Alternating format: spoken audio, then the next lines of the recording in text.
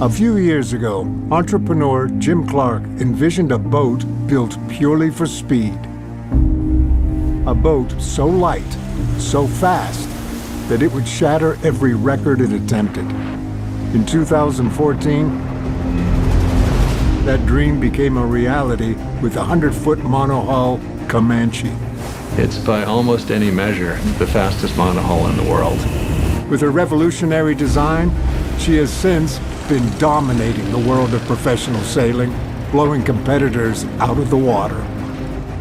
Now, skipper Ken Reed is on a mission to break one of sailing's most prestigious benchmarks, the transatlantic record. It's one of the holy grails of ocean-going records. A grueling journey of 2,880 nautical miles from New York to the southern tip of England. The crew's success depends largely on how elite navigator Stan Honey can predict, harness, and adapt to the Atlantic's fickle weather patterns. If broken, this record will secure Comanche's place among the most successful racing boats in sailing history.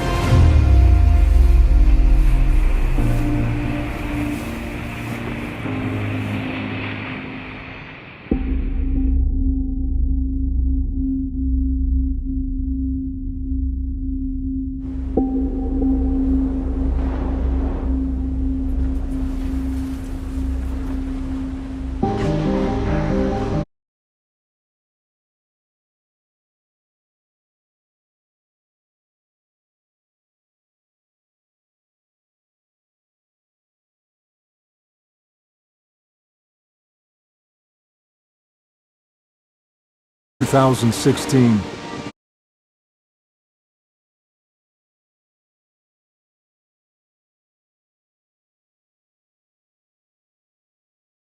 Amazing. Close as we can to the front, but ahead of the thunderstorms, because if the thunderstorms catch us, you guys know what happens. It felt like a bit like launch day for NASA, where you're waiting for that exact window and you have to be ready at any moment. This is the put yourself in harm's way to try to do something that nobody else has ever done before. And then when we pushed off the dock and started motoring out, that's when it really was like, wow, we're doing it. We're going to go. Amazing.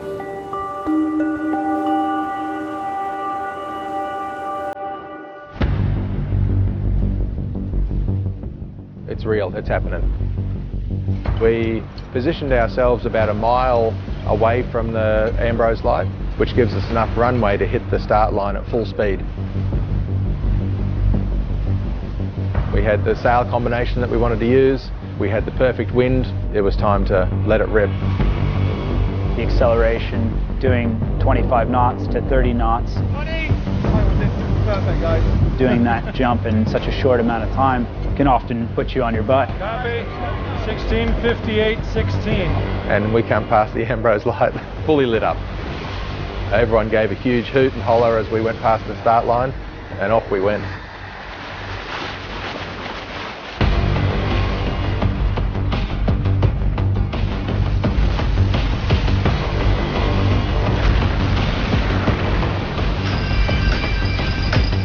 And it's pretty radical. You've got all the sail area up, you've got all the power in the world you need. So, you know, for a start, you don't want to mess it up.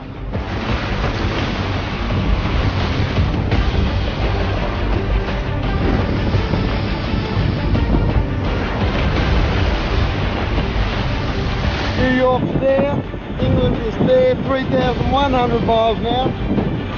We're going to knock this bastard off.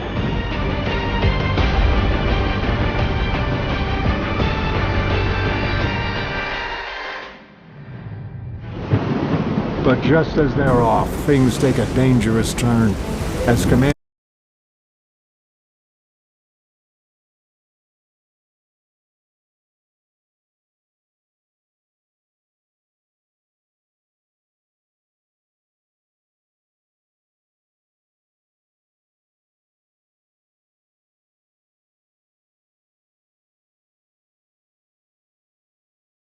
the trimmer's happy, or the sail's up.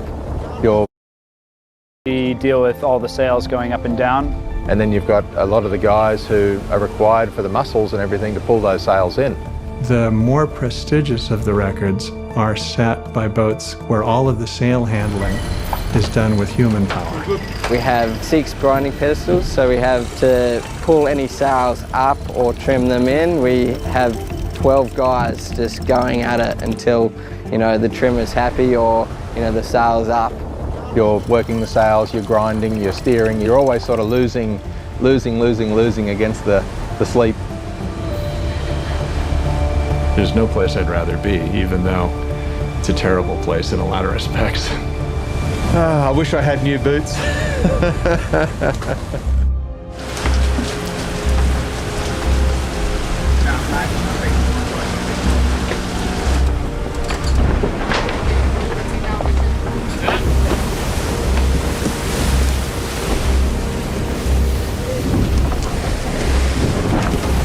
Being on board Comanche in the middle of the Atlantic Ocean is something that you realise how small you are out there. You realise that you're a speck. Personally, I love the silence. You know, when you're flying your aeroplane across and you look down, you're never going to see us. It's huge. You know, if we were to lose all communications and everything, you'd have a hard time finding us.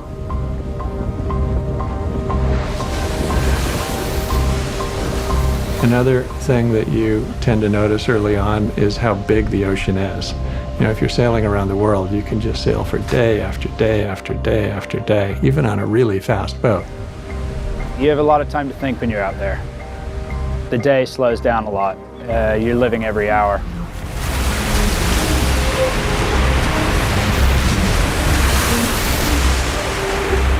It's kind of cool to disconnect, and you're out there in the elements, the wind and the waves. It's nothing like it. It's crazy. You have a lot of time to reflect on everything in your life, but as well, you have a lot of time to appreciate where you are in the world. All of us were definitely captivated by the sea at that point. It's amazing. You get the clouds getting lower and lower and lower, and the sky turns more and more gray, and then you get this sort of drizzle as it starts to rain. And that's what we had all the way across the ocean, just kind of this gray drizzle. Things move differently compared to other keelboats I've sailed on. 1 minute you're doing 10 miles an hour, and then you blink, and honestly you're up to 20 to 30 miles an hour. The thing's a weapon. It just goes forever. And it's not a really short awesome. The thing's being awesome for days on end.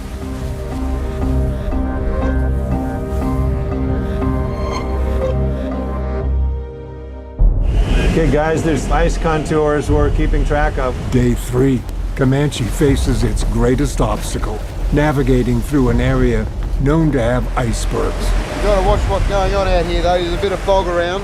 There was a very small patch of southwesterly that we had to stay in. And that patch of wind took us right through an area where there was known to be ice. Couldn't see more than 100 feet in front of the boat, fully engulfed in fog. You know, doing 20 knots, 100 feet isn't enough warning to avoid the ice. And it sounds crazy to have guys on deck keeping a careful watch for icebergs when you can't even see the bow. But a funny thing happens when you get close to an iceberg. The icebergs are just unbelievably white, that they appear to glow. You know, you're sailing along in pea soup fog, suddenly gets a little bit clearer, and then a part of the horizon looks funny, because it looks like it's glowing. The consequence of hitting icebergs is so severe, and it's like you just turn it out of your mind. You're like, we just can't, you prepare for it, but if it happens, it happens. On the leeward side of an iceberg, you can get these small bits of ice called growlers. They're too small to see on radar. You know, they're like the size of a pickup truck. If it hit the boat exactly wrong, it's potential that it could punch a big enough hole into the boat so that the boat could sink. To be fair, it's hard to sleep when you're off watch and go down below, because you know the other watch is going through exactly the same thing, so it's a little bit nervous.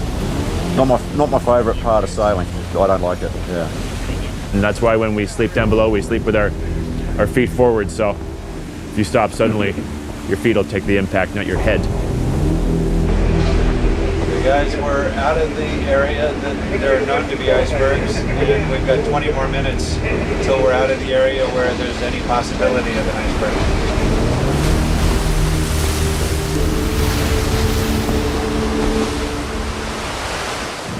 Yeah, right now by the GPS we're 22 miles, a little over an hour to go. We knew we were on the pace. We knew that the time was right. And a lot of transatlantic records fail right at the finish. Boats get within 100 miles of the finish and then they stop due to the light air. And I knew once we were 2/3 of the way across that that wasn't going to happen, that that low was powerful enough to push that ridge and we were going to have good breeze all the way in. What are you looking for? Land, Jan. We're looking for the lizard. Should be on the bow about 10 miles. Can't quite see it yet. And the finish is off the Lizard Lighthouse in southwest England. Now. Hey! Good on you, mate. Good